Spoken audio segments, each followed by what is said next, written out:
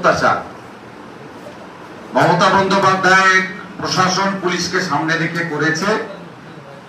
সেই কারণে ভারতীয় জনতা পার্টির প্রদেশের সভাপতি ডক্টর সুকান্ত মজুমদার আমার সাথে এবং পার্টির যারা জিএস বা অন্যান্য যারা কলকাতায় উপস্থিত ছিলেন সকলের সঙ্গে আলোচনা করে তিনি আগামীকাল 12 ঘন্টা বাংলা বন্ধের ডাক দিয়েছেন। ভারতীয় জনতা পার্টির এই বন্ধ শান্তিপূর্ণ হবে এবং জনগণের অংশগ্রহণের মধ্য দিয়ে এই বন্ধ আমরা সুনিশ্চিত করব। কারণ ভারতীয় জনতা পার্টি মনে করে যে সুপ্রিম কোর্ট যে পরামর্শ রাজ্য সরকারকে দিয়েছিল যে স্টুডেন্ট এবং সিভিল সোসাইটির যে কোনো কর্মসূচি তারা যদি শান্তিপূর্ণ প্রতিবাদে করেন সেখানে যেন বল প্রয়োগ করা না হয়।